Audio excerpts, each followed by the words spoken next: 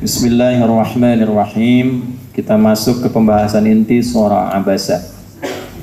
Di pertemuan yang lalu kita telah belajar tentang muqaddimah, pengantar surah ini. Jadi saya tidak perlu mengulang kembali ya, supaya tidak memakan waktu yang lebih banyak. Sudah kami terangkan posisi surahnya, baik saat diturunkan ataupun dalam susunan mushaf. Kita sudah jelaskan mengapa dalam saat turun dan susunan terdapat perbedaan urutan, hikmahnya apa. Kemudian apa yang menyebabkan ayat ini turun, dalam situasi apa, termasuk tempatnya dimanapun. Kita sudah kaji pendekatan-pendekatan ke arah itu, dan wallahu a'lam bishawab. Yang bulan depan yang berangkat nanti dengan kami, saya akan tunjukkan termasuk praktek-praktek yang kita pelajari sebelumnya. Insyaallah ini di wilayahnya di Mekah Al-Mukarramah. Baik, bismillahirrahmanirrahim. Kita sekarang masuk ke inti tafsirnya. Surah Abasa. Sudah? Kita baca dulu ya. Anda boleh ikuti. A'udzu billahi minasy syaithanir rajim.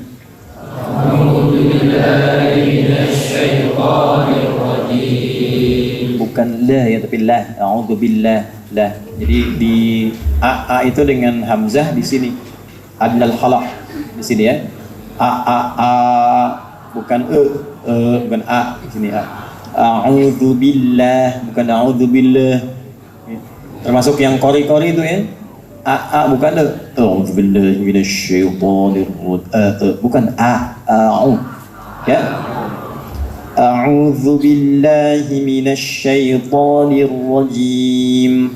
A'udzu billahi minasyaitonir rajim. Bismillahirrahmanirrahim. Bismillahirrahmanirrahim. Abasa wa tawalla. Abasa wa tawalla. Di sini wasatul halaq. Jadi ada, bentar ya. Ada dua huruf ain dan ha di sini. Abasa. Ya. Mohon izin untuk mengingatkan khususnya yang senior, ini jangan tertukar ya. Kalau ain itu ada perutnya.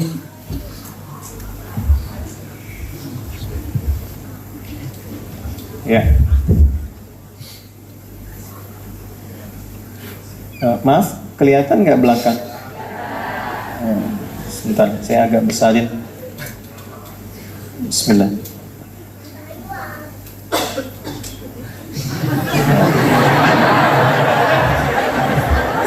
Kelihatan ya? Ini apa? Bukan. Ini kepala bagian atas. Bawahnya ada dua. Bila bawahnya seperti tegak begini, tongkat tegak, maka ini apa namanya? Ya, namanya apa? Bukan alif, ini hamzah. Ya. Ya. Kalau alif gini, alif tuh cirinya tegak saja, fungsinya memanjangkan bacaan jadi dua harakat. Itu alif. Misal, ini ada huruf fa begini. Ya. Tambah alif begini. Maka fa yang tadinya tidak ada alif pendek, natural dibaca pendek, fa karena ada alif dipanjangkan. Alif itu alif itu asalnya begini Bu, kan begini ya. Nah, ini asalnya dua miring disatukan, satu, dua, dijadikan dua ini jadi tegak begini. Karena itu kalau dibaca sekali fa, ya, karena ada alif ininya seakan ditambah sekali lagi. Ya, fa.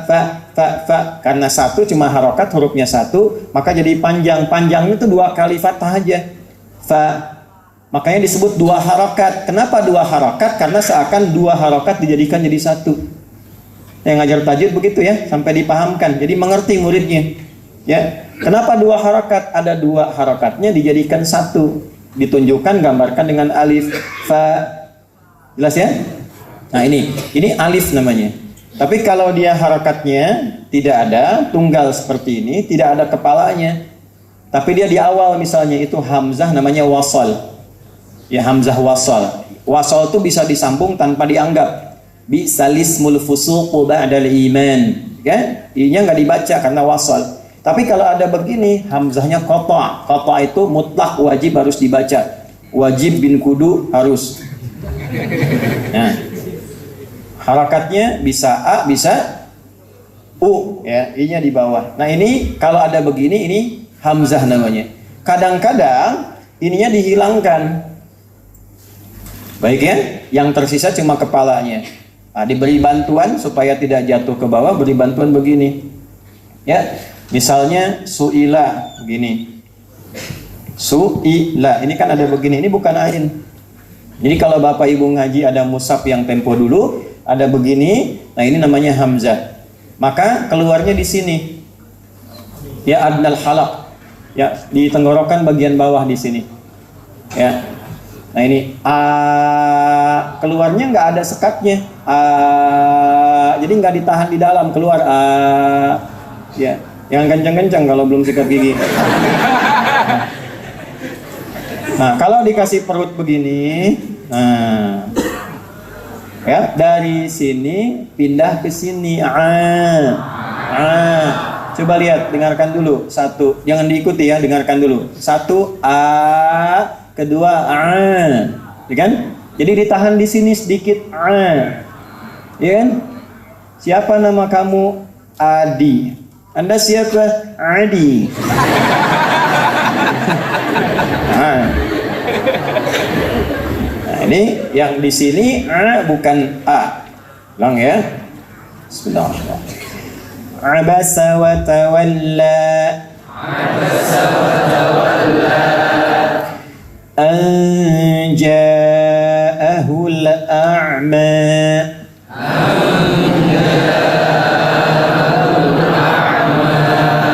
Bukan a, bukan, tidak memantul karena bukan qalqalah. Qalqalah cuma 5, qaf, ta, ba, jim, dal, qutbu jadin, ya. Bukan a, la, bukan. Mengalir a'la. An ja'ahu al-a'ma.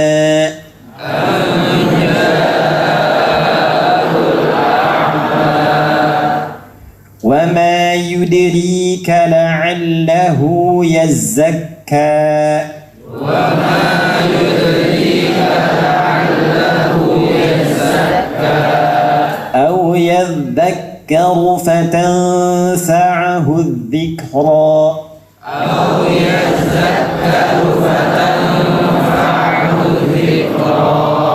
Nah, kalau yang da paling gampang latihannya da ya, yang au yadzakaru da ini paling gampang, gigit sedikit dulu untuk latihan. Da. Nah, matikan hurufnya untuk mengetahui tempatnya di mana. Kalau ingin tahu tempat keluar di mana, gampang, sukunkan harokatnya. Contoh, ba misalnya kan, ba, pengen tahu, sukunkan ba-nya. Kan, ucapkan ba. Nah, coba ba, cilu,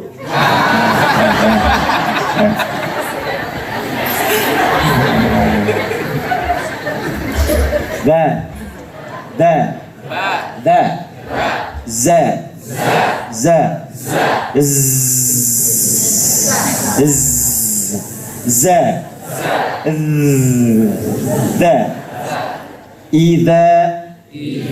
idza zulzila. Gitu kurang lebih ya. Jadi ada za, ada za. Nanti pulang dari sini di jalan za. Mama kenapa? Za. Ya, ngaji tajwid begitu. Jadi paham, ngerti, prakteknya gampang. Nanti kapan-kapan kalau belajar kita perdalam. Biasanya saya ngajarnya metode bangau untuk mempercepat. 30 menit paham. Ya, nanti kapan-kapan lah. Ayo balik ke tafsir. Ya, dan tolong guru-guru dipahamkan ya, kalau ngajar jangan diperbanyak hafalan. Hafalan bagus tapi mesti paham. Ya, kenapa ini mad itutnya panjang? Kenapa arid disukun? Panjangnya baru, tadinya nggak ada panjang, arid itu baru, sukun karena ada sukun. Kalau sukunnya nggak ada, nggak dibaca panjang. Ya, Bismillahirrahmanirrahim. Kan harokatnya kasrah i. Kalau kasrahnya dibaca nggak ada panjangnya. Ya, langsung nyambung. Bismillahirrahmanirrahim. Alhamdulillahirabbil alamin. Dibaca panjang itu muncul bisa 2 harakat, 4 atau 6, karena yang tadinya harakatnya kasrah dimatikan karena sebab ada sukun. Karena sebab pakai lam li ada sukun. Panjang mad baru, karena baru panjangnya arid, mad arid disukun. Bismillahirrahmanirrahim. Tu'im mi-nya nggak ada. Ya, karena nggak ada diganti sukun. Karena orang Arab dan bacaan-bacaan bahasa Arab kalau di akhir pasti sukun. Ya. Hidup ayu mati syahdu, hidupkan dengan aiu, diakhiri dengan syahdu sukun, mati bacaannya. Karena panjangnya baru sebab sukun disebut mad, baca panjang. Arid panjang ini baru, tadinya nggak ada, ini sukun karena sebab ada sukun. Jadi kalau ada mad itu panjang artinya. Ya, Pak Imad Bapak. Tuh. Bismillahirrahmanirrahim. Abasa. Udah. Ya. Abasa ay qabada wajhahu wa a'rada. Ya, qabada wajhahu wa a'rada. Qattaba Rasulullah sallallahu alaihi wasallam wajhahu wa a'rada. Izin sebelum saya teruskan, referensi yang saya gunakan ini majalis tadarrusul Quran. Ya. Baik ya, jadi ini yang kita pakai. Ini hasil riset para ulama Quran dari berbagai kitab-kitab tafsir dari yang klasik sampai kontemporer.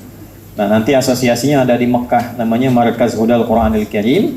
Cabang turunannya ada di depan Masjidil Haram. Kalau yang Markaz Huda di Arafah, samping Ummul Qura. Kalau yang ini, itu ada turunannya Markaz Muassasah Nabaul Azim di lantai 9 Zamzam, persis di samping musola, itu ada di situ. Ya, salah satu penasihatnya Imam Masjidil Haram, kemudian salah satu penasihatnya juga Mufti Masjidil Haram, Syekh Ahmad Muhammad Rabi'ah, dan pelaksananya Dr. Hilal Hizam Sanad. Insya Allah di bulan ini akan datang juga ke Indonesia. Nah, kami sebutkan karena kami bagian dari asosiasi itu. Ya, saya termasuk di dalamnya untuk periset para ulama ahli Al-Quran yang nanti kita September ada muktamar juga di Mekah. Ya, jadi ini yang saya bawa karena sanadnya saya nyambung, saya juga neliti sendiri, dan kita membuat versi bahasa Indonesianya untuk diterjemahkan. Sudah selesai, insya Allah tinggal di proses. Jadi kalau mengajar ya kita cari sanad dulu yang betul, jangan mengajar dari pribadi kita. Ya, sumbernya harus bersambung karena ini Al-Quran, nggak boleh main-main. Bismillahirrahmanirrahim. Abasa qattaba Rasulullah sallallahu alaihi wasallam wajhahu wa a'rad. Jadi abasa itu artinya dari qabada, yang menggunakan qabada itu ada Ibnu Jarir At-Tabari dalam tafsirnya, ada 16 jilid, di jilid yang terakhir yang juz amma. Qabada itu nahan sejenak tapi mukanya agak masem. Ya, abasa itu dia menahan wajahnya tapi agak masam ekspresinya. Nah, bayang nggak? Gini. Nah, bayang nggak? Ya, jadi kayak agak-agak bukan cemberut kan? Ya kan? Nah, ini agak, ya. Nah, jadi ditahan untuk mengeluarkan satu ekspresi yang tersembunyi, tapi agak masam sifatnya. Masam itu kan artinya agak kurang menyenangkan gitu. Gambaran sesuatu yang kurang enak akan satu hal, tapi tidak mau mengekspresikan itu secara langsung, gitulah. Ya. Ini artinya apa?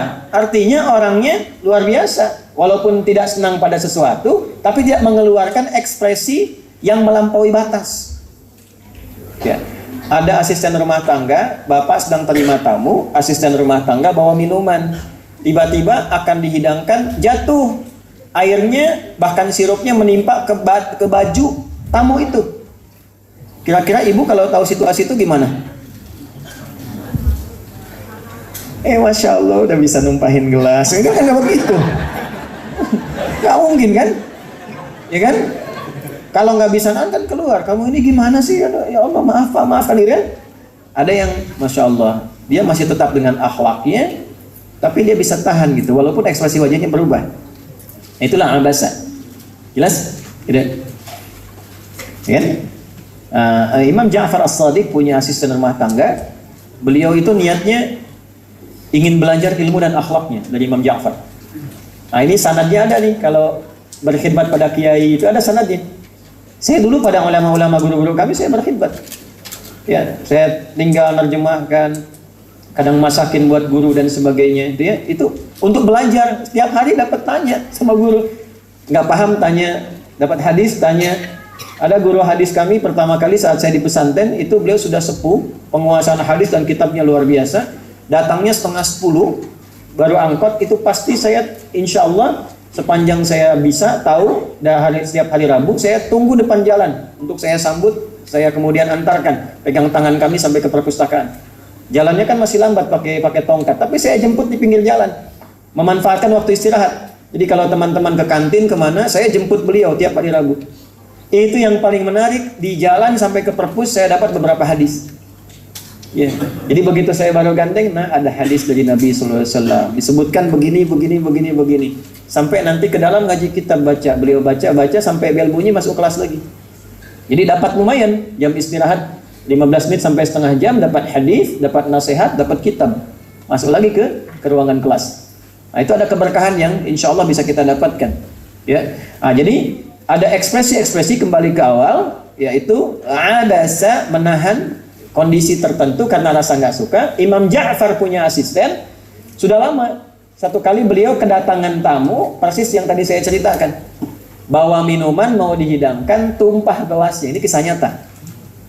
Airnya tumpah, Imam Ja'far ini abasa, wajahnya sudah nggak enak begini. Muridnya tahu, lantas dibacakan kepada beliau, wal kadhiminal ghaidha. Ya, Ali Imran ayat ke-134. Ada calon penghuni surga yang punya rumah seluas langit dan bumi, di antara cirinya sanggup menahan amarah. Kata Imam Ja'far, saya nggak marah. Balas, wal afina 'anin nas, diteruskan ayatnya. Ya, nggak marah tapi harus memaafkan. Kan ada nggak marah sekarang tapi nanti ditunda gitu kan? Tamunya pulang baru keluar. Bagaimana caranya orang hilang marahnya? Setelah lapang hatinya. Sesuatu yang lapang kalimatnya dibuka dengan al-af. Ya, yang lapang, yang hilang segala sekatnya. Wala afina 'anil nas, dan sanggup memaafkan orang lain di sekitarannya. Kata Imam Ja'far, saya maafkan kau. Asisten ini tahu Imam Ja'far As-Shadiq tiap hari sedekah. Di kantungnya, di sorbannya itu selalu ada persediaan untuk sedekah. Maka beliau katakan lengkapi ayatnya, wallahu yuhibbul muhsinin. Allah senang orang-orang baik yang diantaranya senang sedekah. Maka dikeluarkan kantong isinya semua, disampaikan, kamu sudah lancar, sekarang nggak jadi asisten lagi, sana katanya. Maka dia keluar dapat ilmu, dapat hikmah, dan dapat uang untuk bekal hidup. Ya, ke saya jangan begitu ya. Abasa wa tawalla, abasa qabada Rasulullah sallallahu alaihi wasallam wajhahu wa arad. Ada satu kondisi yang Nabi sallallahu alaihi wasallam menahan dari bagian ekspresi wajahnya. Ya, kemudian wa a'rada wa tawalla, lalu berpaling kepada sisi yang lain.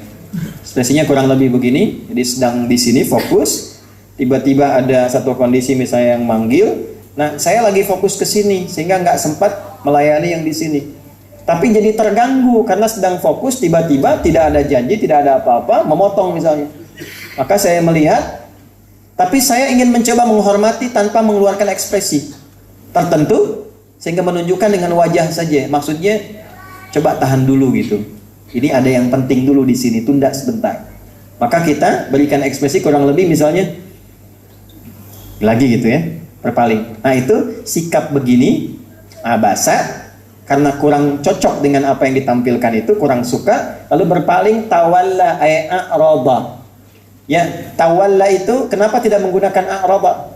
Karena a'rada itu menunjuk pada sikap yang kurang sopan. Ya. Wa man a'rada an dzikri, siapa yang berpaling dari zikir kepadaku, yang enggak mau sholat, hidupnya dunia aja. Maaf ya, maaf. Cuman kerja, kumpulin harta, hitung-hitung, rekreasi, kemudian tiap pekan cuma jalan-jalan, nggak peduli dengan sholat, nggak pernah baca Quran. Nah, itu di akhirat pun diabaikan oleh Allah seperti dia mengabaikan Allah dengan sia-sia, nggak dianggap. Ya, bahkan nanti dibutakan matanya. Dan dia berkata, lima hasyartani a'ma, ya Allah, kenapa saya dibangkitkan dalam keadaan buta? Wa qad kuntu basira, padahal dulu saya itu bisa melihat.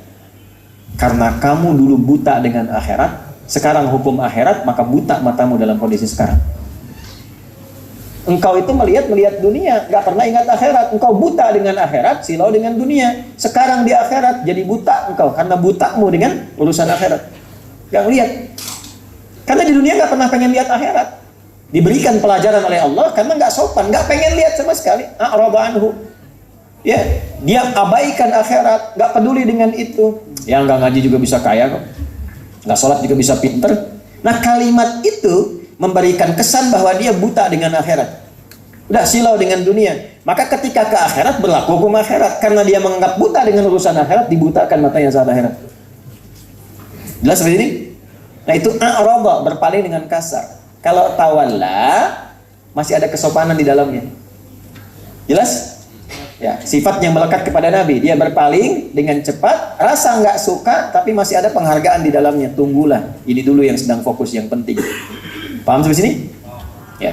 Nah, sekarang kita ngaji ke nahwunya. Ma faidatu iftitahi surati bi fi'laini mutahammilaini li dhamirin la ma'ada lahu fil kalam. Kan jelas yang berpaling siapa di sini? Yang berpaling siapa? Baik, yang dipalingkan siapa? Ya, sahabat Abdullah bin Abi Umi Maktum. Yang berpalingnya siapa? Nabi Muhammad. Baik, perhatikan. Ada dua perbuatan kan? Satu, abasa, raut wajah yang tidak nyaman. Yang kedua, berpaling pada objek lain kan? Dua hal. Kenapa dalam dua kata itu, abasa dan watawalla, kata gantinya nggak ditunjukkan menuju kepada siapa yang jelas? Kan sudah tahu Nabi Muhammad, kenapa nggak disebutkan Nabi Muhammadnya dulu? Kenapa menggunakan kata ganti? Ya, abasa itu kan domirnya huwa, kata gantinya dia, beliau. Ya, kalau ingin dibuat sebuah kata ada sosok. Kalau diterjemahkan dengan ilmu itu, maka kalimatnya begini: abasa wa tawalla, ada sosok yang bermuka masam dan berpaling nih, gitu. Bayang nggak? Ya kan? Beliau bermuka masam dan berpaling. Baik ya? Ya, sedang gini. Kalau ada orang Andi, ada Andi di sini? Dodi? Joni? Tidak ada ya? Tidak ada. Gini aja lah, pasti nggak ada. Suneo, pasti nggak ada nih. Pak Suneo bermuka masam dan berpaling. Lalu saya katakan, tuh Suneo tuh muka masam berpaling. Dengan yang kedua, ada sosok yang mukanya masam dan berpaling nih. Lebih sopan mana, satu atau dua? Saking dicintainya Nabi Muhammad oleh Allah Subhanahu wa Ta'ala, dan tingginya kedudukan sampai namanya tidak disebutkan tapi diganti dengan kata yang mewakili dhamir kepadanya, untuk menunjukkan bahwa inilah sifat maksumnya Nabi Muhammad SAW, bukan untuk memberikan petunjuk kesalahan pada Nabi, tapi menjaga kemuliaannya dengan rambu yang Allah turunkan kepadanya. Nabi itu diingatkan pun masih ada hormat kepadanya. Jelas ya? Apa pelajaran besarnya bagi kita hikmahnya? Hikmahnya tiru keteladanan yang Allah praktekkan dari situ. Itulah yang Nabi lakukan. Jadi kalau ada orang salah pun, Nabi nggak langsung sebut kesalahannya depan orang banyak. Dibuat umum oleh Nabi. Ada namanya Sulaik dari Ghatafan. Masuk ke masjid, Nabi sedang di atas mimbar, beliau langsung duduk, ingin cepat menyimak. Nabi sudah mengajarkan sebelumnya tentang sunnah. Kalau ingin i'tikaf walaupun sebentar di masjid, sholat dulu 2 rakaat baru duduk. Ya, tapi karena ini bukan orang lokal situ, bukan dari daerah Madinah, tapi dari Ghatafan, Nabi ingin kenalkan kepada jamaah banyak. Ini ada orang baru, belum tahu yang kami ajarkan kemarin. Tolong kenalan dengan beliau, bantu apa keperluannya, itu diantara hikmahnya. Tapi Nabi tidak menyebut begini, orang baru, sholat dulu, baru duduk. Tidak begitu. Nabi buat kalimat yang umum sifatnya. Idza dakhala ahadukumul masjidah wa arada an yajlisa fala yajlisa hatta yusalli rak'atain. Jamaah sekalian, jika Anda semuanya tanpa kecuali masuk ke dalam masjid, ingin menyimak, ingin i'tikaf walau sejenak, maka hendaknya disunnahkan salat dulu 2 rakaat sebelum duduk. Orang tahu yang dimaksud Sulaik. Tapi karena kalimat umum, orang nggak langsung bilang, oh itu tuh Sulaik tuh. Karena semua menunjuk kepada dirinya sendiri. Ini diantara adab. Ya, ibu coba kalau anaknya salah, kadang kalimatnya keluar di depan kakak adiknya, terpekan anaknya, sehingga menyimpulkan mama sayangnya cuma sama kakak, sama saya enggak. Buat umum, Bu. Nana, gini ya, Mungkin salah ngambil dalam makanan. Ini untuk semua kakak, adik semua, kalau mau ngambil yang bagus begini nih. Ambil dengan tangan kanan, ya, ucapkan bismillah untuk kakak, adik semuanya, sehingga dia tidak merasa tersalahkan dengan pribadinya. Gitu. Kakak begini, nah, kakak menyimpulkan nggak sayang sama saya nih. Udahlah, mencarilah kasih sayang di luar. Ketemu dengan orang lain, lalu ketika dia menemukan pengaruh dari luar, ibu sebut anaknya nakal. Jadilah beban yang kedua. Jadi dia nggak peduli mencari pengakuan di luar karena di rumah merasa tidak diakui. Ya, pulang-pulang ke rumah setelah sibuk dari tetangga, marah lagi nyampe ke rumah. Kamu anak siapa sih? Anak mama. Nah, sampai ke situ. Nah, itulah bahasannya kecil sebetulnya tapi dalam maknanya. Maka di sini sifat teguran pun kepada sesuatu sekalipun itu dianggap tidak tepat, maka menegurlah dengan cara yang baik supaya setidaknya menghormati sang pencipta yang sudah menciptakannya hadir di hadapan kita. Nah, jadi teguran itu pun kalau dilakukan karena Allah, kan selalu kita mendengar karena Allah, marah karena Allah, senang karena, tapi caranya kok nggak dilakukan seperti yang Allah tunjukkan. Marah karena Allah tapi marahnya karena pribadi. Caranya sesuai dengan cara sendiri. Kalau marah karena Allah, caranya seperti yang Allah ajarkan. Gitu. Kalau senang karena Allah, senangnya seperti yang Allah ajarkan. Nah, kalimatnya dilengkapi, jangan dipotong sampai segitu. Paham ya? Nah, abasa wa tawalla, kenapa dhamirnya kata gantinya nggak disebutkan? Kan Allah bisa mengatakan begini, Muhammad bermuka masam. Kan bisa. Bisa dengan menggunakan kata ganti kedua, kamu bermuka masam dan berpaling. Kenapa kata gantinya langsung kata ganti orang ketiga? Untuk menunjukkan adab, sopan santun di dalamnya. Allah mengajarkan kita adab, mengajarkan kita sopan santun. Jadi sebelum kita cerita, saya tuh saking kurang nyamannya dengan penjelasan beberapa kalangan dengan tafsir ini, langsung menyimpulkannya kayak nggak ada adab ke nabinya gitu. Oh, Nabi Muhammad bermuka masam, lalu berpaling. Tadi gimana sholawat tiap hari sama Nabi, tapi cara menyampaikan, menjelaskan tentang Nabi itu tidak ada adabnya. Seakan-akan Nabi itu divonis salah gitu. Padahal Nabi sendiri berekspresi itu untuk memprioritaskan satu bagian dengan tetap menganggap yang ini sebagai bagian yang diajarkan juga. Nah, jadi cara kita ngajar juga mesti berbeda. Jangan menempatkan Nabi seorang yang terdakwa di sini. Salah, bukan. Justru di sini adalah kesempurnaan penjagaan Allah terhadap sifat maksumnya Nabi Muhammad sallallahu alaihi wasallam. Sekaligus pengajaran yang kelak dipraktikkan Nabi kalau ingin mengoreksi dengan cara yang lembut dan baik. Jelas sampai sini? Ya, itu ya kalimatnya. Kemudian yang kedua, anja'ahul a'ma. Ini menarik nih. Ya, sebelum masuk ke yang kedua, Bapak Ibu sekalian. Ya. Qattala Rasulullah sallallahu alaihi wasallam wajhahu wa a'rab. Nabi sallallahu alaihi wasallam menahan ekspresi dirinya dengan rasa kurang nyaman, lalu memalingkan wajahnya untuk fokus kepada satu bagian dari objek dakwah. Li ajli maji'i Abdullah ibni Ummi Maktum. Ya, karena sosok yang datang ini adalah seorang bernama Abdullah bin Abi Ummi Maktum. Wa kana a'ma yasturu syaddahu wa kana a'ma, dan beliau orang yang tidak melihat. Ya, tidak bisa melihat. Ada bahasa standar a'ma, ada kuffa basaruhu. Atau ada ungkapan yang terakhir basirun. Basirun itu punya dua arti. Yang pertama menatap dengan tajam, yang kedua pandangannya terhalang, tidak bisa melihat. Ya, kalau a'ma itu bahasa standar untuk menggambarkan kondisi fisik. Jelas?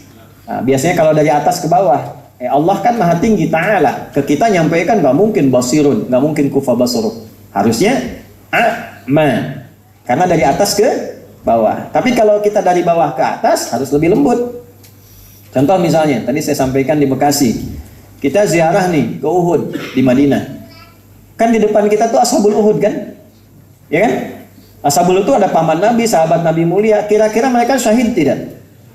Kira-kira dapat ampunan Allah tidak? Halo? Iya, syahid sahabat Nabi, paman Nabi, ya, dan termasuk di antara sahabat yang dekat dengan Nabi, ya, terampuni oleh Allah Subhanahu wa taala dan surga. Gunungnya aja bersama Nabi di surga, masa orangnya tidak? Gitu kan? Lu antum datang ke situ ziarah dengan mengatakan Allahumma gfirlahu warhamhu. Ya Allah, ampuni dia. Oh, sudah diampuni kan tuh minta ampun. Ya kan?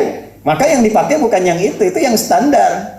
Nabi ngajarkan betul karena Nabi kan tinggi derajatnya, ngajarin ke kita yang rendah. Ke sahabat karena sahabat di bawah Nabi, Nabi yang mintakan ampunan, ya kan? Nah, ada beberapa sahabat yang sudah diampuni dosanya, bahkan diantara mereka menjadi bagian dari ahli surga. Masa kita mau bilang lagi, ya Allah ampuni dosanya? Ya? Yang dipakai yang mana? Doa yang lain. Allahumma zid lahu nura, wazid lahu rahmatan, wa alhiqna ma'ahu fi rahmatika ma'al ladina an'amta 'alaihim minan nabiyyin was-siddiqin wasyuhada'i was-salihin wa hasuna ulaika rafiqa. Gitu. Ya Allah, mohon tambahkan cahaya kepada para syuhada ini, tambahkan seluruh rahmat-Mu dalam kebaikan, sertakan kami dengan orang-orang soleh ini, lingkupkan kami dengan para nabi, orang sedikit, orang-orang soleh, dan para syuhada kelak yaumul qiyamah ya Allah, dan jadikan teman-teman hidup kami mengantarkan kami mulia seperti mereka saat wafat. Pernah nggak baca doa itu? Antum datang ke sahabat, Allahumma gfir lahu, ya Allah ampuni dia. Antum yang belum jelas diampuni apa enggak? Masa yang belum jelas mendoakan yang sudah jelas kan? Paham nggak maksudnya? Ya, nah ini adab-adab ini kalau di pesantren itu diajarkan. Ya, adab-adab begini itu ada sanadnya, ada ilmunya, ada dalilnya. Nah, maka tidak semua kita katakan, oh ini selain ini salah, tidak. Mungkin yang baru dipelajari, yang baru dasarnya. Ya, insya Allah paham ya. Nah, kemudian yang kedua gini, ma wajhu ta'bidi an ibni ummi maktum al-a'ma. Kenapa ketika disebutkan kepada Abdullah bin Abi Ummi Maktum ini kok yang disebutkan sifat tidak melihatnya? Anja'ahul a'ma. Coba lihat tuh. Dan sama-sama kata gantinya dihilangkan dengan mengganti dari kedua kepada bentuk ketiga. Dia dengan dia lagi. Ada sosok yang wajahnya tertahan nggak enak, terus berpaling ketika datang sosok lain yang nggak bisa lihat. Bagus nggak caranya tuh? Kalimatnya enak nggak? Enak. Kenapa disebutkan a'ma di sini? Ya, ini untuk membela Nabi juga bersikap begitu karena Nabi nggak tahu yang dilihat ini kan nggak lihat. Maaf ya, Nabi bermuka masam, tidak bermuka masam tetap nggak lihat kan? Coba lihat. Nabi mau ketawa, mau senyum, mau diam, tetap nggak lihat. Jelas ya? Lalu apa faedahnya ini? Itulah sebabnya Allah turunkan pembelaan kepada Nabi. Anja'ahul a'ma. Yang datang ini orang yang nggak bisa melihat ekspresi. Anda bayangkan pada orang buta pun Nabi masih punya adab. Itu loh. Jelas ya? Sebaliknya kepada Nabi juga, Muhammad, ekspresimu itu juga kalaupun kau keluarkan tetap dia nggak bisa lihat. Gitu ya? Lantas apa yang harus kau prioritaskan? Maka diturunkan ya kalimat selanjutnya sebelum sampai fihi tarqiqun lin nabi sallallahu alaihi wasallam liyakuna al-'attab al-khudhan fihi annahu lamma kana sahiba dararatin fa huwa ajdaru bil inayah bihi. Makna yang kedua, satu, menjaga kesopanan dan adab. Yang kedua, memberikan kesan sisi kemanusiaan terdalam, bahwa Allah sebutkan kalimat buta tidak melihat ini untuk memberikan prioritas kepada kita, bahwa kondisi-kondisi terbatas dalam fisik secara manusiawi seharusnya didahulukan dibandingkan dengan orang yang lengkap, sempurna bahkan secara materi. Gini, maaf, kalau ada antrian ngambil tiket nih, maaf sekali dengan kalimat ini, ada yang sehat berdiri, ada yang tidak bisa melihat. Normalnya dahulukan yang mana?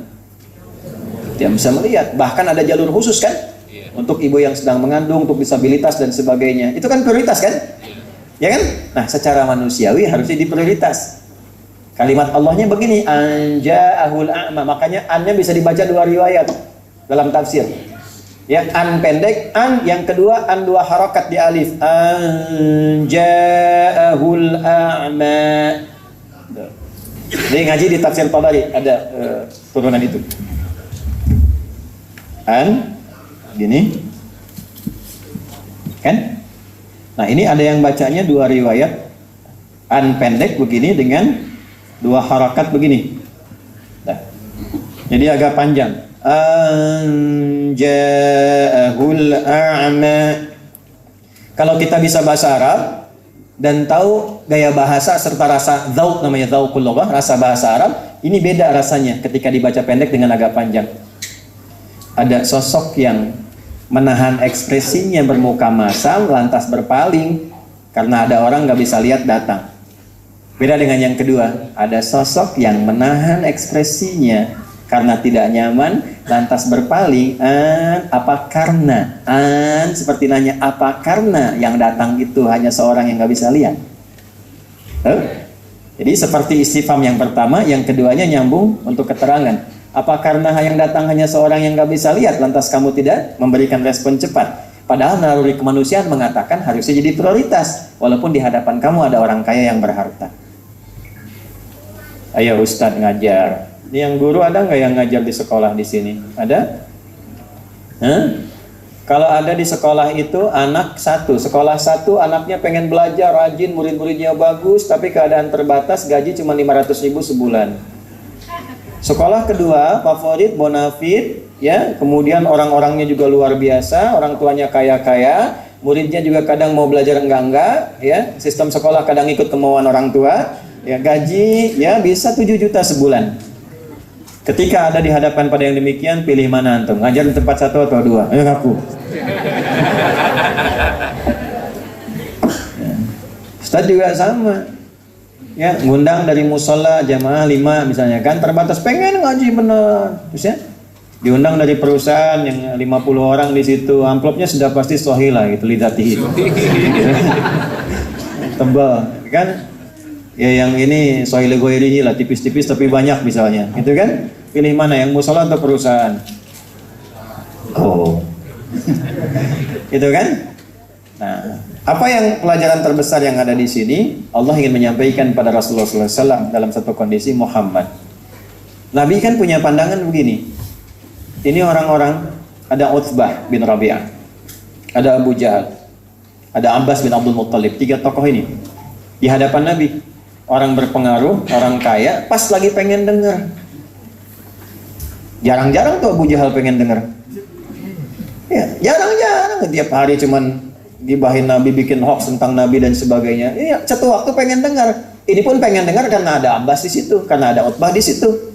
Ya dia jaga gengsi. Jadi dengar Nabi pun bukan karena pengen dengar juga, karena jaga gengsi. Supaya nggak dicela sama kawan-kawannya. Al mau kemana? Nggak enak lah Muhammad, nggak enak ya. Al Abu Jahal, gitu. Ya ikut dia. Karena kenapa? Dia ingin menjaga gengsinya aja, tapi mau dengar. Jarang-jarang kesempatan begini ketika ada di hadapan, ya Nabi memberikan pandangan. Kalau saya bisa ngajarkan 1 dari 3 ini kan berhasil, pengaruhnya kan banyak. Makanya ketika datang Abdullah bin Abi Ummi Maktum ini bukan maksud mengabaikan secara sempurna, tahan dulu. Karena ketika beliau datang minta dibacain ayat. Ya Muhammad SAW, saya minta penjelasan. Bacakan ayat saya ini. Tolong bacakan dari Quran. Sudah datang, sudah minta penjelasan, artinya sudah betul-betul fokus kepada iman. Yang ini belum 3 ini. Tapi Nabi menyimpulkan kalau 1 di antara 3 ini dapat berislam, maka pengaruhnya akan makin banyak. Tahan dulu ya, saya mau fokus ke sini dulu, bahasanya begitulah. Cuman pakai ekspresi supaya kata-kata nggak terpotong. Jelas sampai sini? Nah, maka ketika disampaikan seperti itu, Allah memberikan cara pandang yang berbeda. Ketika ada seseorang yang fokus dan telah diketahui itikadnya dengan benar, kesempurnaan imannya baik, dibandingkan dengan orang yang belum jelas dan sebagainya, sikapnya kadang-kadang juga kurang baik, maka dahulukan yang jelas dulu ini. Supaya yang jelas ini tidak menyimpulkan kesan bahwa oh agama ini kok nggak ada perhatian sama saya, sehingga dengan itu dia meninggalkan sesuatu yang jelasnya. Paham sampai sini? Baik, itu gambarannya. Ya, sehingga disinilah disebutkan dengan kata a'ma, an yang bisa dibaca dengan 2 bagian di sini. Sudah? Baik, teruskan. Lil isyari bi'udhrihi fil iqdam ala qat'i kalamir Rasuli sallallahu alaihi wasallam wa tashaghulihi bil qaum. Ya, kalimat di sini juga yang menunjukkan anja'ahul a'ma, untuk menunjukkan sebuah kesan. Ya. Yang pertama, seorang sosok yang memotong perkataan. Jadi Nabi itu nggak senang karena motong kata-katanya, bukan cuma sekedar datang, lagi bicara dipotong. Inilah, saya lagi ngajar nih. Tiba-tiba datang misalnya marbot masjid ke sini menyampaikan motong. Tad, ini maknanya apa ya? Saya lagi ngajar, beliau bawa Quran, lagi baca surat, ke sini datang, Bapak Ibu dengar, Tad, ini maknanya apa? Kira-kira Anda yang lihat nyaman nggak dengan itu? Pasti nggak nyaman. Pasti nggak nyaman. Saya pun demikian, lagi ngajar datang orang. Ya, saya lagi ngajar nih di Riau. Ngajar betul tabligh akbar, datang anak, dikira panitia, makanya lepas sama pengawalan. Datang. Jangan mau salaman nyampaikan minta doa, Tad. Saya gini kan. Orang bingung semua. Ya. Insyaallah doakan. Tunggu ya. Ustaz nyampaikan dulu ke sini. Kan kita jaga kehormatannya juga. Tapi kan orang nggak nyaman. Kita juga pasti ada rasa nggak nyaman kan ketika datang itu. Nah, Allah menyampaikan kenapa menggunakan kata ama, Muhammad jangan marah ya. Dia itu begitu karena dia nggak bisa lihat. Kalau dia lihat, mungkin dia nggak akan melakukan itu. Nah, maksudnya itu. Itulah sebabnya muncul kata ama di sini. Anja'ahul ama. Maknanya banyak. Alif yang pertama, apakah engkau nggak senang karena orang ini kemudian datang sosoknya buta? Muhammad jangan marah dulu karena dia begitu, karena dia nggak bisa lihat, karena itu dia nggak tahu sedang apa engkau dan siapa yang kau hadapi. Dia cuma dapat info ada engkau di situ, dia dengar suaranya, dia tanya, ya bisa nggak bacain Quran begini? Dia nggak tahu karena nggak lihat. Ya. Ibu kalau ada yang salah, Pak, ya, bapak juga begitu. Pahami dulu mungkin karena belum tahu, sehingga itu bisa menurunkan emosi. Kalau orang belum tahu, diberitahu, jangan marah. Jadi imam, saf belum rapi. Ada yang misah sendirian misalnya kan. Jangan marah dulu, diberitahu. Mohon izin Pak, bisa merapat ke sini. Nah, nggak usah ngatur-ngatur saya lah gitu. Misal kan, belum tahu, jangan marah kan belum tahu. Oh baik, baik ya. Ini untuk merapikan saja, di sini supaya rapi. Saya udah lama di sini. Ustadz kan baru ke sini, alhamdulillah. Atau barangkali Bapak jadi imam, kalau imam kan nggak perlu ngatur saf sendirian, Ustadz aja lah gitu kan. Tapi nggak usah marah, kita doakan. Nanti siapa tahu saat berbalik dia malu-malu langsung rapat sendiri, ya kan? Pak, rapat dulu Pak. Ustadz siapa? Bapak ini saya kan imam. Nah, bukan pada tempatnya. Siapa tahu melakukan itu karena belum tahu. Sehingga tidak ada niat untuk menyakiti, karena belum tahu saja. Ya, maka tidak perlu marah. Marah pada yang belum tahu tidak menempat, bolim namanya. Belum tahu itu diberitahu, bukan dimarah. Jelas sampai sini? Dan cara memberitahu pun ada adabnya juga. Ya, Muhammad. Bagaimana adabnya? Teruskan ayatnya. Wa ma yudrika la'allahu yazakka. Kalimat indah sekali. Ya, wa ma yudrika la'allahu yazzaka. Ya Muhammad sallallahu alaihi wasallam, apa yang menghalangi engkau tidak memberikan pencerahan kepadanya? Boleh jadi dia datang itu justru untuk memperbaiki diri. Ya? Nah, ini cara negurnya pun kalau kita ingin menegur, ya, kemudian kita ingin mencoba untuk merespon sesuatu, itu diatur lagi secara teknis. Ya, dari mulai menata hati dulu. Kan yudri itu artinya memikirkan, menyimpulkan. Ya, jadi kalau ada orang berbuat salah, jangan langsung disimpulkan salah dulu. Teliti dulu kenapa berbuat salah, faktornya apa, bagaimana bisa begini. Sehingga setelah kita mitigasi dan paham semua sebabnya, baru diambil sikap. Itulah hikmah. Itu yang dimaksud Quran surah 16 ayat 125. Ud'u ila sabili rabbika bil hikmah. Kan? Anak pulang sampai ke rumah, tidak nyaman, kotor, langsung dimarahi begini-begini. Kok nggak ditanya dulu? Itu kaki kotor tuh, cuci dulu. Kok mandi? Kakak dari mana? Kenapa kotor kakinya? Tadi main bola, Masya Allah bagus. Ngegolin nggak? Golin. Berapa? 3 ya, bagus. Tapi kan di lapangan sama rumah beda. Tuh kakinya kotor nih, lupa mandi. Kotor tuh, cuci dulu.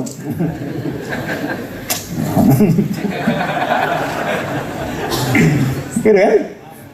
Ya, itulah hikmah. Nah gitu, karena nggak semuanya harus langsung begitu gitu kan. Ada kata-kata. Ibu pernah cemberutan sama suami nggak? Kalau nggak pernah berarti nggak berumah tangga itu. Yang belum nikah sabar ya, ntar tahu sendiri. Nah insya Allah. Sebelum kiamat kurang 2 hari lah.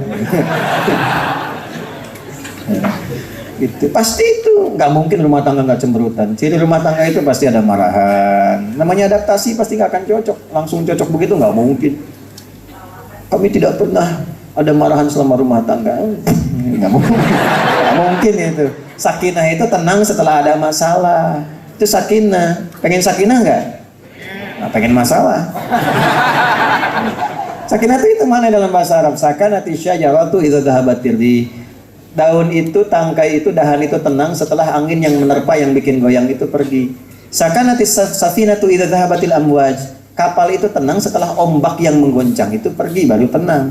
Kapan tenangnya? Setelah ombaknya pergi. Jadi kalau pengen sakinah, artinya apa? Akan ada masalah. Masalah itu dihadirkan bukan ingin membuat rumah tangga bermasalah, bukan. Tapi dalam rangka adaptasi. Karena kan dari ibu dan ayah yang beda, pendidikannya beda, latar belakang beda, terus pengen langsung cocok, gak mungkin. Kamu apa gak bisa ngerti aku? Enggak. Caranya bagaimana memahami? Makanya kata Quran sederhana, jangan marah. La yahillu lakum an tarithun nisaa karha. Perempuan, laki-laki, suami dan istri kalau masih punya iman, jangan membawa tabiat kurang bagusmu diwariskan kepada pasangan. Tapi kalau nggak terkendali tiba-tiba nampak, jangan marah dulu. Karena aku pasangkan engkau dengan dia untuk menyempurnakan kekurangannya, bukan mengeksplorasi keburukannya. Itulah indahnya kenapa ibu dipasangkan dengan suami ibu, karena kekurangan di pasangan ibu itu yang kesempurnaannya di ibu. Jadi ibu nggak usah mengharapkan suami orang.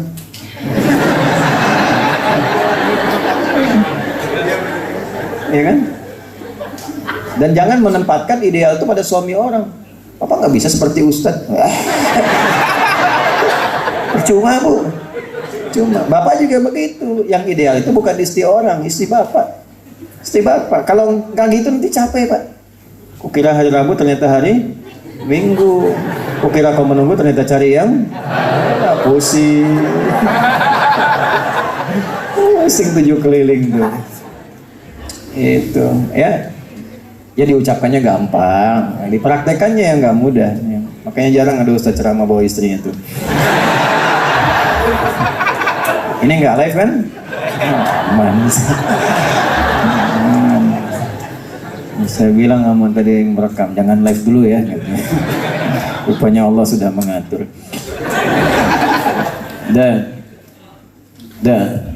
anja'ahul a'ma atau anja'ahul a'ma. Tapi riwayat yang kita bacakan yang pendek ya, anja. Tadi itu tafsirnya.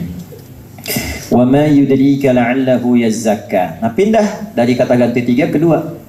Coba lihat, abasa wa tawalla. Kemudian anja'ahul, itu kata gantinya, kata ganti ketiga, dhamir namanya. Dia semua. Tapi ketika masuk kepada yang teknis, langsung diganti ke kata ganti kedua, wa ma yudrika. Tuh. Kan bisa Allah mengatakan begini di luar Quran, wa ma yudri, gitu kan? La'allahu yazzakka. Kan bisa begitu. Kenapa ka-nya muncul? Ka itu kan langsung ke Nabi. Dihadapkan orang kedua itu kan dihadapan kan? 1, 2, mutakalim orang pertama yang bicara, mukhatab orang kedua, ghaib orang ketiga. Pertanyaannya, kok bisa ketika teknis yang dibicarakan ditempatkan di hadapan? Kan? Ya, maka di sini ada yang sangat menarik ya, Bapak Ibu sekalian, masababul intiqal minal ghaibah ya ila al-khitab fi qawlihi wa ma yudrika la'allahu yazzakka. Jawabannya lima fihi minal inasi ba'da al-ihash wal iqbal ba'da al-i'rab. Allahu akbar. Untuk menempatkan sebuah rasa yang kuat. Setelah berpaling, gak nyaman itu ditempatkan seakan-akan ketika bersikap, rasakan kita bersikap melakukan itu karena Allah yang mengawasi kita di hadapan kita. Pernah kerja ada CCTV? Ya, ujian ada CCTV? CCTV itu kalau sedang ujian, kita merasakan karena bendanya atau karena mengawasi seakan ada di depan kita? Mengawasinya kan? Baik ya? Karena kita merasakan diawasi kan? Nah, kalaupun pengen negur orang karena salahnya, rasakan Allah pun mengawasi kita saat negur. Apa mau mencela orang ketika diawasi Allah? Ibu, saya tanya nih, anak itu titipan Allah atau bukan? Nah, yang nitipkan pada ibu, mengawasi ibu, terus ibu memarahi titipannya. Sementara ibu diawasi oleh Allah yang menitipkan. Apa nggak malu? Bapak nih, istri itu titipan Allah atau bukan? Titipan. Apa tidak malu menyakiti titipan bapak sementara bapak merasa diawasi Allah? Maka kalau diterapkan dalam kehidupan begini, berkasih sayanglah kepada pasangan seakan kau merasa diawasi oleh Allah penciptamu. Jadi ibu menyayangi anak itu bukan karena sekedar sayang sebagai anak. Ibu menyayangi itu karena Allah menitipkannya pada ibu, bukan pada yang lain. Saya tanya pada ibu ya, mohon maaf saya fokus ke ibu nih. ibu ini mencintai anak karena sayang atau karena Allah?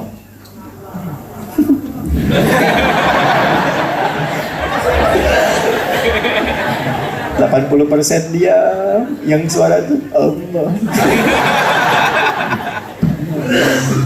Coba lihat tuh pakaiannya, Allah suka enggak? Karena Allah tapi pakaiannya enggak disukai Allah. Hati-hati loh bu, pulang nanti menghadap Allah ditanya, kenapa sih fulanah yang aku titipkan kepadamu engkau gunakan pakaian seperti itu yang tidak aku sukai? Sekolahnya di mana? Ditempatkan di tempat yang mengenal Allah atau tidak? Jangan-jangan di sekolah itu nggak ada sholat, nggak ada kenal Quran, nggak tahu bahkan cara bersikap pada orang tua. Dulu saya waktu tinggal di Lebak Bulus, ada permintaan ke pesantren membantu untuk menyolatkan, karena ternyata anaknya pun nggak tahu cara menyolatkan ibunya ketika meninggal, cara menyolatkan ayah ketika meninggal. Ibu mau begitu, mengandung, melahirkan anak, dididik, dirawat, begitu meninggal nyolatkan aja nggak bisa. Investasi apa itu bagi orang tua terhadap anaknya? Apa yang didapatkan selama ini dari kasih sayang itu, kalau nggak berbalik pada orang tuanya? Sementara Quran mengajarkan setiap kegiatan anak itu akan jadi investasi untuk orang tuanya. Makanya saya selalu mengatakan kalau bisa Al-Fatihah itu dari orang tuanya, karena itu akan dibaca selama hidupnya. Ajarin aja semampu kita. Ya, Bismillah, ajarkan. Walaupun dia mengucap kitanya belum fasih, ajarkan dulu. Nanti yang memtahsin guru-gurunya, tapi dia belajar dari orang tua pertama kalinya. Begitu dia baca dalam hidupnya mengalir cahaya untuk orang tuanya, kalaupun telah wafat. Nah ini yang dimaksudkan nih. Rasakan yudrika, itu jadi mukhatab. Sama dengan kita baca Al-Fatihah, begitu iyyaka na'budu wa iyyaka nasta'in, langsung menggunakan kata ganti kedua. Bismillahirrahmanirrahim, dia. Alhamdulillahirrabbilalamin, dia. Ar-Rahmanirrahim, dia. Maliki yaumiddin, dia. Ketika ibadahnya iyyaka, langsung sifat ihsannya muncul. Anta'budallaha ka'annaka tarahu, fa illam takun tarahu fa innahu yarak. Kalau kamu sholat merasa diawasi Allah. Makanya merasa diawasi itu nggak enak kalau bacaan nggak benar, ngaji nggak benar. Mau kerja training dulu, kata-kata ditata, masya Allah. Jadi pramugari, jadi macam-macam kalimatnya ditata segala rupa. Begitu sholat nggak pernah nata diri, pasti dipotong nih kata-kata ini tuh. Di video kontainer tuh para pembuat konten. Aduh, saya cuma pesan tolong ya kalau dipotong yang betul, terus kasih narasi yang benar. Saya kemarin tuh pusing, ya. Padahal nggak berkeliling. Kenapa? Karena Jenderal WA, MUI WA, Ustadz, kami intinya tidak diundang dalam peresmian pesantren. Saya bilang kapan pesantren diresmikan? Rupanya video itu ada potongan, terus yang tersebar di antara narasi itu peresmian pesantren, wah sudah mulai dibuka gratis bawahnya, itu kan? Padahal itu acara bakti sosial dari Koopsud wilayah 1, minta tempat di pesantren, kami fasilitasi, belum ada peresmian, santi aja belum ada. Kemarin orientasi, peresmian pesantren, wah gratis, kayaknya ada yang ke Bekasi, yang datang, yang WA segala rupa, padahal belum diresmikan. Itu ya, jadi hati-hati para kontainer. Sekarang banyak tuh, ya. Dan berubah-ubah, ada aliran makiyun, ya, tukang maki-maki. Dan au yadzakkaru fatanfa'ahud dzikra, ya, atau kemudian ia datang untuk lebih bisa mengingat Allah dan memperbaiki diri sehingga apa yang kau ajarkan bisa memberikan manfaat. Nah ini adab lagi. Kalau mau ngaji, Abdullah bin Abi Maktum mau ngaji tidak tadi? Mau ngaji. Nah kalau mau ngaji, niatnya mesti benar. Apa niatnya? Mendapatkan pengingat, zikir. Apa itu zikir? Segala yang menyambungkan dan mendekatkan kita dengan Allah. Karena itu sholat disebut zikir. Wa aqimis sholata li dzikri. Quran surah 20 ayat 14. Ba'da sholat kita zikir. Subhanallah, alhamdulillah, Allahu akbar. Quran surah 4 ayat 103. Berdoa kita zikir. Ya, wadhkur rabbaka fi nafsika tadarruan wa khifatan wa dunal jahri minal qaul. Quran surah ke-7 ayat 205. Karena saat berdoa kita ingat Allah. Baca Quran zikir, Quran surah 15 ayat 9. Menghafal Quran zikir, Quran surah 54 ayat 17, 22, 32, 40. Walaqad yassarnal Qur'ana lidzikr. Jadi kalau mau ngaji datang niatnya untuk zikir. Memperbaiki sholat, memperbaiki cara ngaji, memperbaiki cara memahami Al-Quran. Nah kalau niatnya begitu, fatanfa'ahu dzikra, nanti pulang ada manfaat dari zikir itu, dari materinya, merubah diri kita. Kalau niatnya terbagi, nanti porsinya terbagi. Ibu niat datang pengen lihat ustadz, nanti ustadznya yang dominan dibandingkan materinya.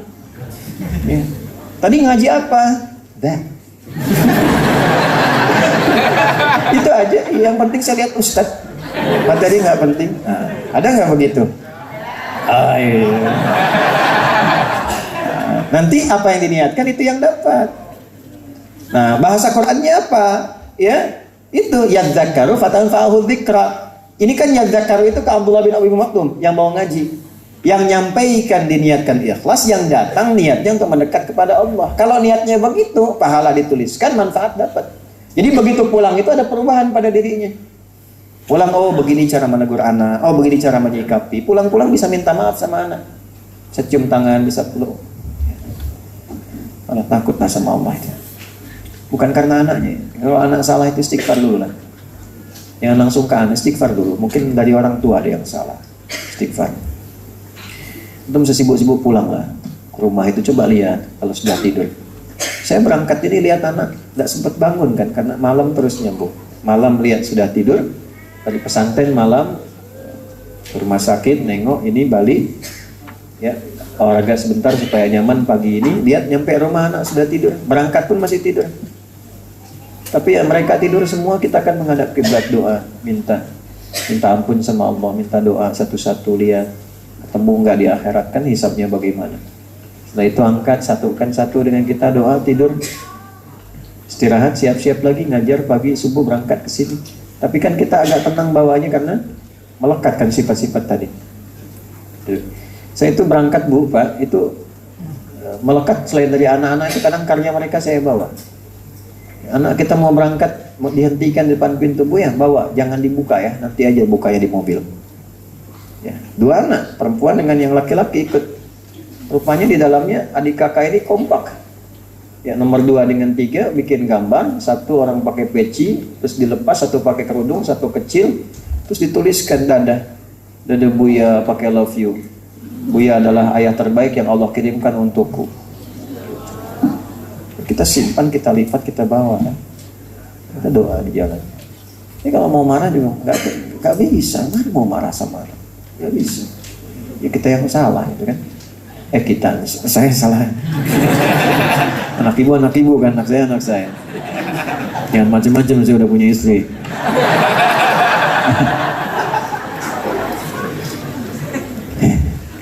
Masih ada waktu? Ya, yang kita ada 20 menit lagi. Nah itu, sampai situ dulu lah. Sampai 4 ayat dulu ya, dengan banyak-banyak dulu. Jadi kesimpulan yang pertama, hendaklah kita satu, bersikap yang wajar dalam setiap kondisi sesuai dengan keadaan objek. Bersikapnya wajar. Tadi yang saya katakan, wajar itu ya bagaimana objeknya, sikapi demikian. Ya, contohnya tadi, kenapa harus cemberut? Kan yang di hadapan itu nggak bisa lihat. Mau cemberut, mau ketawa, mau diam, tetap nggak akan tahu ekspresinya kan? Nah, jadi di sini ada kewajaran dalam bersikap, tapi ingat menempatkan Nabi pun dengan kemuliaan. Karena cemberutnya bukan karena objeknya misalnya melihat atau tidak lihat juga, tapi karena Nabi sedang fokus pada satu keadaan. Jelas sampai sini? Ya. Walaupun nanti pelurusan dari Allah itu yang lebih utama. Yang kedua, hendaklah menegur dengan cara yang beradab, sehingga dengan adab itu melahirkan perubahan dan penambahan pengetahuan. Ini sudah kita contohkan. Misal tidak harus langsung menyebut orangnya di hadapan orang banyak, gitu kan? Dan turunan lainnya, kecuali memang dalam kondisi tertentu. Ya, seperti di militer kan beda. Di militer itu dengan sipil lain. Kalau memang ada pelanggaran harus ketika diluruskan supaya yang lain lihat. Ya, bukan ditutupi, supaya yang lain lihat. Nah, tidak menimbulkan sifat yang tidak disiplin. Ya, makanya di dunia militer itu jangan disamakan dengan yang kita di dunia sipil. Ya. Kemudian meluruskan niat dalam mengerjakan segala hal, khususnya perihal menuntut ilmu. Meluruskan niat. Yang selanjutnya yang terakhir, ciri orang yang belajar dan beribadah dengan benar adalah terdapat perubahan kebaikan pada dirinya dan meningkatnya kedekatan dengan Allah Subhanahu wa taala. Terdapat perubahan kebaikan pada dirinya dan meningkatnya kedekatan dengan Allah Subhanahu wa taala. Nah, Ibu nanti Bapak pulang dari sini koreksi dulu ya, muhasabah dulu. Ini ngaji dengan Ustaz Adi benar nggak nih? Berubah nggak? Dekat dengan Allah nggak? Kalau kira-kira tidak ada tanda kebaikan, cari Ustaz lain, kan banyak Ustaz-Ustaz juga yang lain. Ya. Kita saling mendoakan. Nah, ini kesimpulan yang kita dapatkan. Kalau yang tadi detil, silahkan nanti dicek kembali tayangan video untuk bisa memberikan detil pembahasan kita. Kita akan berdoa pada Allah Subhanahu wa taala, mudah-mudahan doa kita dikabulkan. Allahumma taqabbal minna innaka antas sami'ul alim wa tub 'alaina innaka antat tawwabur rahim. Allahumma nahmaduka hamdan kama 'allamtana an nahmadak wa nashkuruka shukran kama 'allamtana an nashkuruk antal muqaddim wa antal muakhir bi yadikal khair innaka 'ala kulli shay'in qadir. Allahumma barik lana fi amrina wa fi umurina kullih wa aslih lana ya Allah ma tuballighuna ila rahmatik wa ridhak kama tuhibbu wa tardah. Allahumma ij'alna min ahli al-Qur'an واجعل القرآن صحيبا لنا في الدنيا ونورا لنا في القبور وشفيعا لنا في الآخرة يا أرحم الراحمين واخفض بلادنا أندونيسيا واجعلها بلدة طيبة وأنت ترضاها واخفض بلاد المسلمين وانصر إخواننا المستضعفين في كل مكان وانصر إخواننا المستضعفين في كل مكان وخاصة في فلسطين ومن حوله يا رب العالمين ربنا آتنا في الدنيا حسنة في الآخرة حسنة وقنا عذاب النار وصلى الله على سيدنا محمد وعلى آله وصحبه أجمعين وآخر دعوانا سبحانك اللهم ربنا وبحمدك أشهد أن لا إله إلا أنت نستغفرك ونتوب إليك والحمد لله رب العالمين ثم السلام عليكم ورحمة الله وبركاته.